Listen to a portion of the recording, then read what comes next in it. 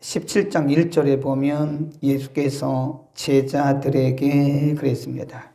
그 다음에 17장 5절에는 사도들이 주께 여짜오되 그랬어요. 그러니까 이게 다 누구에게 해당되는 말씀이냐면 제자들에게 해당되는 말씀이에요. 그래서 우리가 이거를 뭐라고 하냐면 제자도 그럽니다. 이 discipleship, 제자도. 그러니까 이게 16장 19절에서 31절 말씀, 그리고 오늘 17장 1절에서 10절 말씀이 연결됐다고 보면 되는 거예요. 천국의 소망을 둔 하나님의 백성들, 그리고 영원한 미래가 있는 그리스도의 제자들은 어떻게 살아야 되느냐, 그렇게 보시면 되는 거예요. 그래야 오늘 본문 말씀이 이게 풀어집니다. 4가지 주제를 말씀하고 있습니다. 첫 번째 주제가 굉장히 중요한 말씀이에요. 1절 예수께서 제자들에게 이르시되 실족해 하는 것, 다른 번역에 보면 죄짓게 하는 것, 다른 사람에게 죄짓게 하는 거 있잖아요. 죄짓게 하는 일이 없을 수는 없으나 그렇게 하는 자는 화가 있을 것이다. 저가 이 작은 자 중에 하나를 실족해 할진대 차라리 연자 맷돌을 그 목에 메우고 바다에 던지는 것이 나으니라. 이게 좀 어려운 해석입니다. 이게 무슨 얘기냐면 내가 아니에요. 내가 아니고 내가 다른 사람들을 실족해 하는 것보다 차라리 그 사람의 목에 연자 맷돌을 매가지고 빠뜨리는 게 낫다. 이게 뭐냐면 우리가 한 사람을 실족해 하면 이 사람이 천국에 못 갈 수도 있다, 그런 얘기예요. 이 굉장히 무서운 말씀입니다. 우리가 실족해 하는 일이 없을 수는 없어요. 왜냐하면 우리가 열심히 한다고 하고 내가 잘한다고 하긴 하지만 그러나 그것이 내가 기준이 되기 때문에 어떤 때는 나는 열심히 하고 나는 잘한다고 하는데 그것이 다른 사람을 실족해 하고 다른 사람을 죄짓게 하는 경우도 있다는 거예요. 그래 예수님이 이 말씀을 굉장히 무겁게 하셨어요. 무겁게, 심각하게 하신 말씀이에요. 그러니까 우리가 차라리 죄짓게 해서 지옥 가게 하는 것보다는 차라리 그 사람을 목에 연자 맷돌을 메어서 빠뜨리는 거 낫지 지옥 가게 하는 거는 정말 무서운 일이다. 굉장히 무서운 얘기죠. 그러니까 우리가 어떻게 그러면 사람들을 나 외에 다른 사람들을 실족치 않게 할 수 있는가? 이 소자라고 하는 것은요, 여기 소자, 요즘 번역에는 어린아이, 약한 자 그랬거든요. 이게 사회적 약자, 우리가 흔히 약자들에 대해서는 우리가 함부로 하잖아요. 응? 함부로. 그러면 이런 실족해 하는 일이 없게 하기 위해서는 우리가 어떻게 해야 되느냐? 그냥 모든 사람 앞에 겸손하면 될 것 같아요. 이게 쉽지는 않은데 모든 사람들을 섬기는 자세를 가지면 우리가 최소한도 사람들을 실족해는 않을 것이다 이거죠. 네. 실족하게 하는 일이 없을 수는 없지만 실족해 하는 그 사람에게는 화가 있다. 그렇게 하지 않기 위해서는 어떻게 해야 돼요? 모든 사람들을 소중히 여기면 됩니다. 모든 사람들을 다 섬기는 마음을 가지면 돼요. 사도 바울은 에베소 빌립보서에서 뭐라고 말씀을 했냐면 모든 일들을 주님께 하듯 하라. 그럼 되지 않겠어요? 우리가 좀 못 배웠다고 하대하고 또 돈이 없다고 하대하고 사람이 몸이 좀 불편하다고 하대하고 그러면 우린 지금 잘못하다가 사람들을 실족해 할 수가 있는 거예요. 특별히.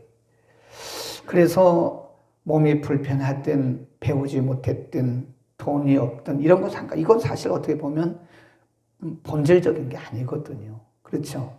사람은 그 사람 자체로 중요한 거예요. 하나님의 피조물 자체지 그 사람이 있고 없고 이거는 건 사실 부수적인 겁니다.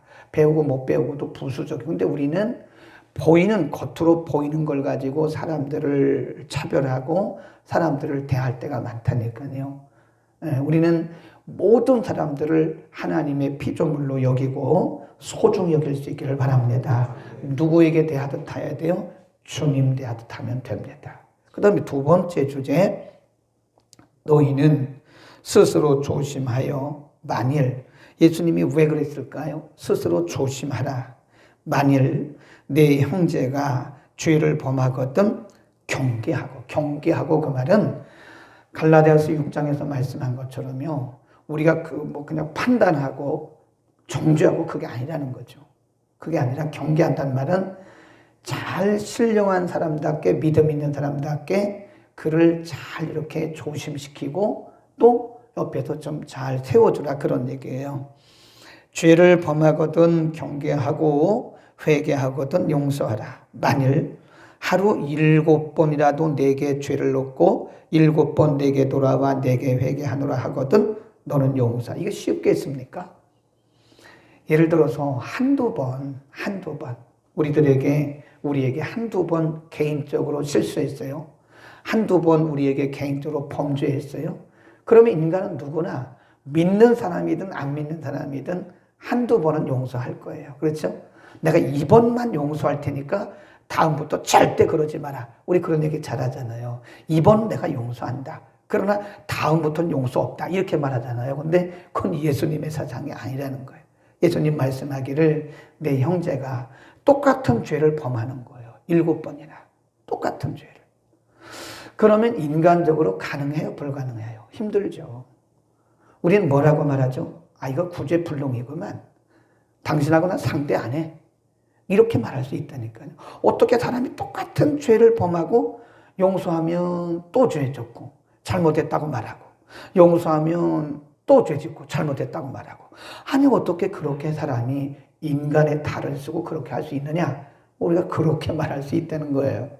그러나 예수님은 용서해라요. 끝까지 용서해라. 몇 번까지? 7번씩 70번이라도 해라. 여기 70번이라는 말은 여기 빠졌어요. 다른 복음서에 보면 70번씩 7번이라도 해라. 쉽지 않죠.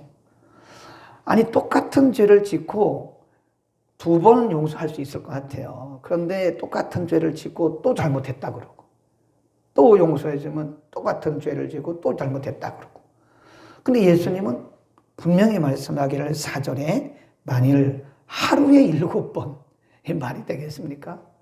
하루에 7번이라도 내게 죄를 놓고 7번 내게 돌아와 내게 회개하노라. 내가 잘못했다 라고 말하면 용서해주라 이거예요. 이게 예수님의 마음입니다. 사실 우리가 하나님 앞에 얼마나 작심을 했습니까? 하나님 다음부터 안 그러겠습니다. 그리고 또 죄짓잖아요. 하나님 다음부터 잘하겠습니다. 그리고 또 죄짓잖아요. 근데 하나님은 그리스도 안에서 우리를 다 용서해 주셨다는 거예요. 그렇듯이 너희도 어떻게 하루에 7번을 할 수 있겠습니까? 사람이 어떻게 그럴 수가 있겠어요? 참 그건 우리는 뭐라고 말하죠? 그건 구제불능이다. 당신 말이야 구제불능이야. 당신 말이야 의도적으로 그런 거 아니겠어?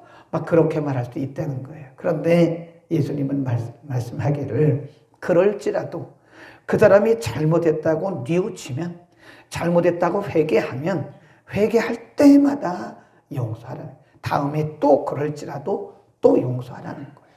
아멘. 그 다음에 5절에 가서 세 번째 주제인데요.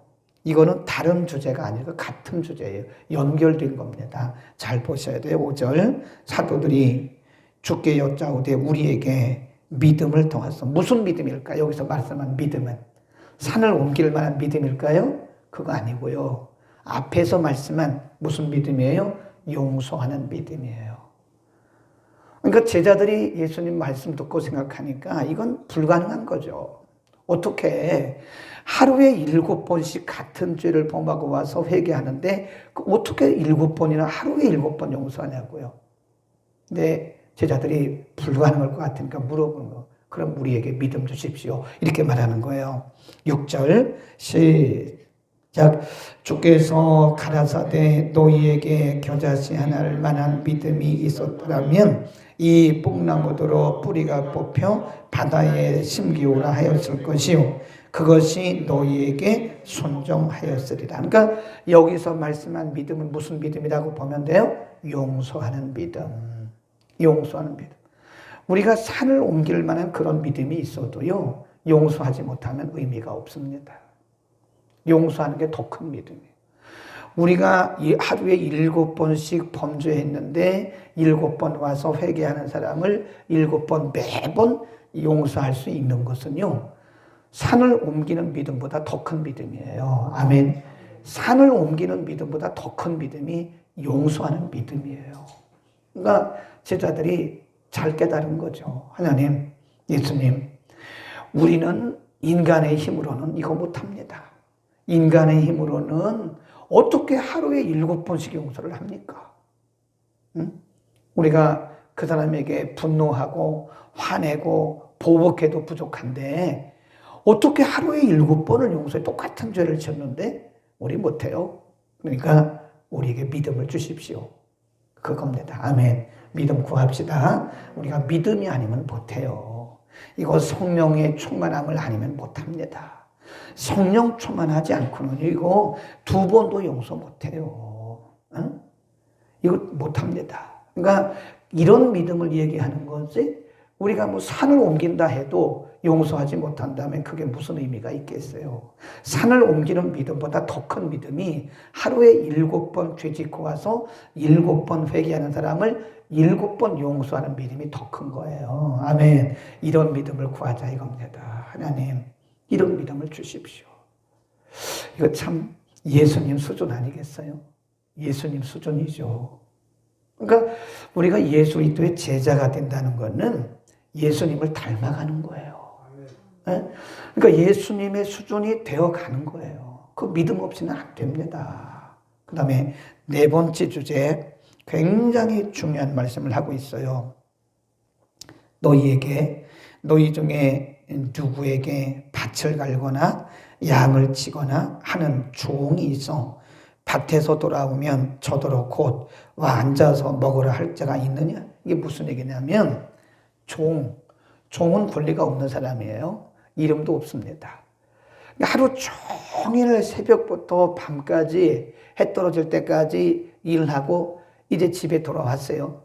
근데 주인이 그만 쉬어라 이렇게 말하겠냐 이거예요. 그럼 집안일 또 하라 이거죠.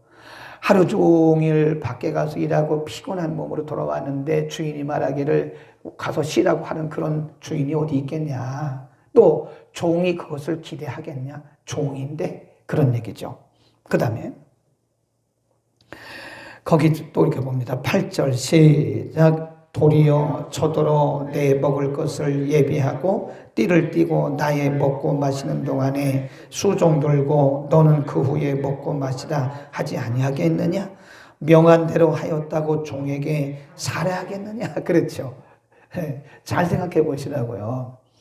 종이라는 게 주인과 종의 관계에 지금 주인과 종의 관계인데 이 종이 하루 종일 밖에서 일하고 집에 돌아왔는데 또 일을 시키는, 너는 여기서 내가 먹는 동안에 너는 준비하고 있으라. 그렇게 했다고 종에게 살해할 사람이 어디 있겠냐. 그 왜 그러죠? 그 뒤에 보세요. 10절 매우 중요한 말씀 시작. 이와 같이 너희도 명령받은 것을 다 행한 후에 이르기를 우리는 무슨 종? 무익한 종. 우리는 무익한 종이라. 우리의 해야 할 일을 한 것뿐입니다. 그런 얘기입니다. 이게 굉장히 좋은 말씀이에요. 제자들이 가져야 할 정말 중요한 말씀입니다. 제자는 종입니다. 종. 아니 종이 주인에게 칭찬 들으려고 하는 거 아니잖아요. 그냥 내가 할 일 한 거예요. 아니 주인이 그렇게 했다고 해서 섭섭하면 종입니까? 그건 삭을 받고 일하는 삭꾼이죠. 삭꾼이 나쁜 말이 아니에요. 임금 받고 일하는 사람은 삭꾼이라고 그러고요. 삭 없이 일하는 사람을 종이라고 그래요. 그러니까 요즘에 이 삭꾼이란 말이 이제 점점 나쁜 의미로 흘러가죠. 왜냐하면 본질에서 떠났기 때문에. 종은 삭꾼이 아니에요. 종은 돈 주고 사온 사람이 아니에요. 그냥 종이에요.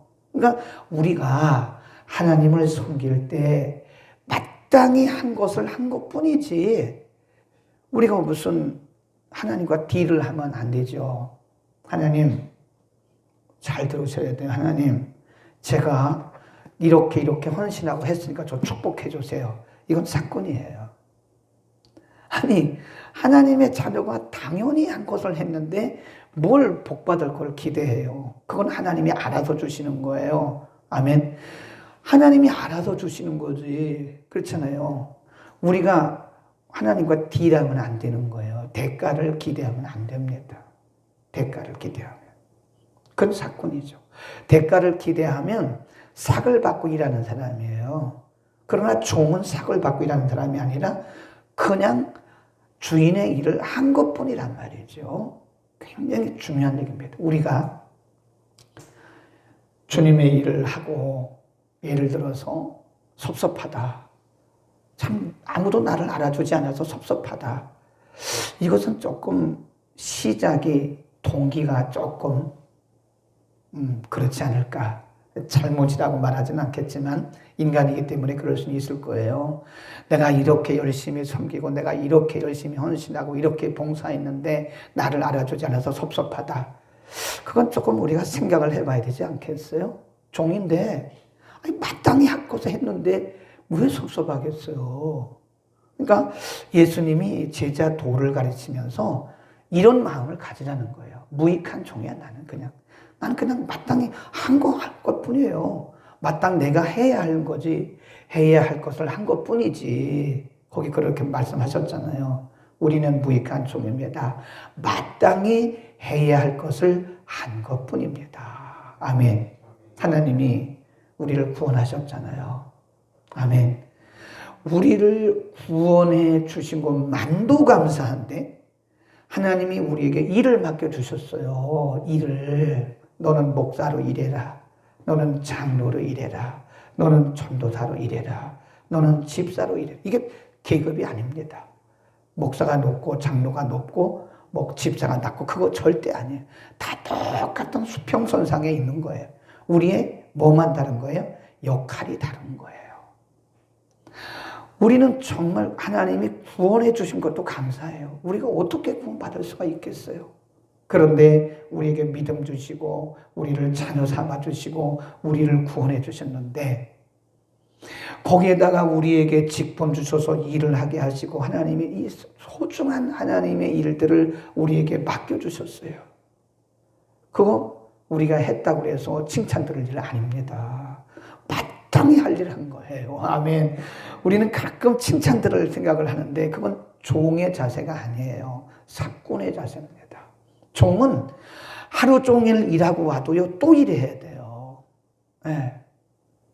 여러분 중에 혹시 왜 나만 이 일을 해야 되냐고 생각하면 생각을 좀 바꾸셔야 돼요. 예수님 말씀하기를 무익한 종인데 그것도 황송하죠. 하나님이 이 일을 맡겨주신 것도 황송하죠.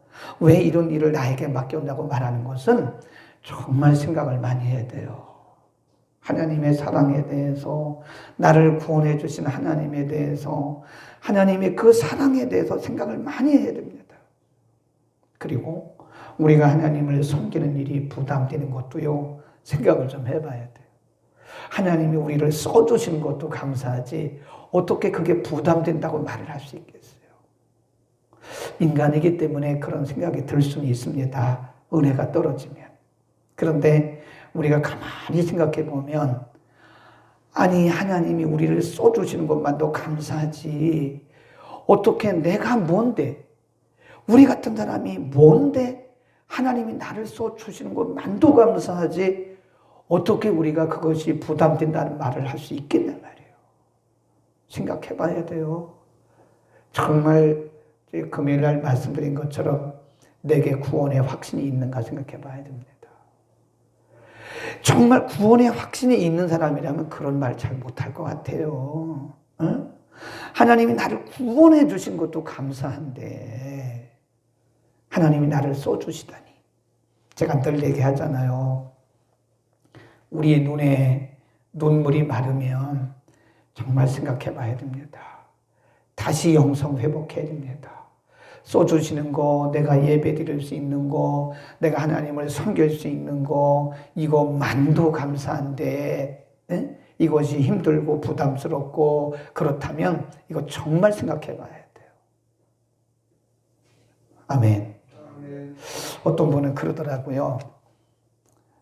가끔 어떻게 보면 인간적으로 보면 좀 미안한 분들도 계세요. 그분의 생활을 알잖아요. 근데 도에 지나치게 헌신하는 분들 계세요. 목사로서 인간적으로 보면 좀 죄송할 때가 많아요.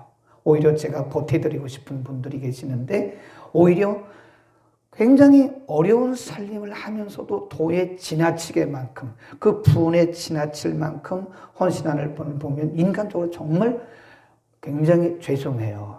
정말 죄송스럽다. 그런데 그분들은 대체로 무슨 얘기를 하냐면 제가 섬길 수 있는 것만도 감사합니다. 이런다고요. 제가 이렇게 섬길 수 있는 것만도 감사합니다. 기회 주신 것만도 감사합니다. 이런 말씀을 하세요. 그런 분들은. 그래서 멋있다. 그런 생각을 해요. 기회 주셔서 감사하다. 그렇게 섬길 수 있는 기회를 주셔서 감사하다. 그런 얘기를 해요. 여러분 우리는 평생에 무익한 종의 저를 포함해서요. 저를 포함해서 평생에 무익한 종의 자세를 가집시다. 그래서 구원한 것만도 감사한데 하나님이 일을 맡겨주신 것만도 감사한데 우리가 무슨 말을 하겠어요. 하나님이 나를 써주신 것도 감사한데. 근데 이제 그런 생각을 하니까 그런 마음이 듭니다. 나 같은 것이 무엇인데 이런 마음을 가지면요 모든 게 다 감사합니다. 그런데 뭐라 그러죠? 나에게 조금 내 가치를 너무 높게 평가하면요 섭섭해요, 서운해요. 어떻게 나한테 이럴 수가 있냐고 그럴 수 있다고. 그건 아직도 무익한 종의 자세가 아니겠지요. 어떻게 나한테 이럴 수가 있냐고. 그건 우리가 아직도 종의 자세가 아닌 거예요. 우리 평생 이런 마음 가집시다. 오늘 가정에서도 많은 분들이 들어와서 오늘 말씀 들으셨는데 우리 평생 이런 마음 가져야 돼요. 나 같은 것이 뭔데? 나 같은 것이 뭔데 하나님 구원해 주시고 나 같은 것이 뭔데 써주시고 나 같은 것이 뭔데 하나님의 자녀라 불러주시고 아멘. 기도하겠습니다. 거룩하신 아버지, 오늘 정말 중요한 제자 도를 우리에게 가르쳐 주셨습니다. 우리는 그리스도의 제자로 일컬음 받을 수조차 없는 연약하고 무익한 사람들입니다. 그럼에도 불구하고 우리를 구원하시고 또 우리에게 성령님 선물로 주시고 우리에게 직분 주셔서 그리스도의 제자로 살아갈 수 있도록 인쳐 주시니 감사합니다. 거룩하신 주여, 평생에 오늘 예수님께서 가르쳐 주신 제자 도를 따라 섬기기를 원합니다. 모든 사람을 대하되 우리에게 겸손한 마음을 주소서. 모든 이들을 주님 대하듯 대할 수 있도록 우리 속에 평생의 은혜를 주시고 우리가 겸손하게 용서할 수 있도록 믿음 또한 허락하여 주옵소서. 모든 죄를 용서받고 무조건 용서받은 우리들, 용서받은 죄인들입니다. 하나님, 우리도 그렇게 용서할 수 있도록 믿음 또한 허락하여 주옵소서. 우리를 써주심에 감사해서 평생의 감사함으로 무익한 종의 마음으로 죄를 감당할 수 있도록 우리 모두에게 성령님 기름 부어 주옵소서. 예수 그리스도의 이름으로 기도드립니다. 아멘.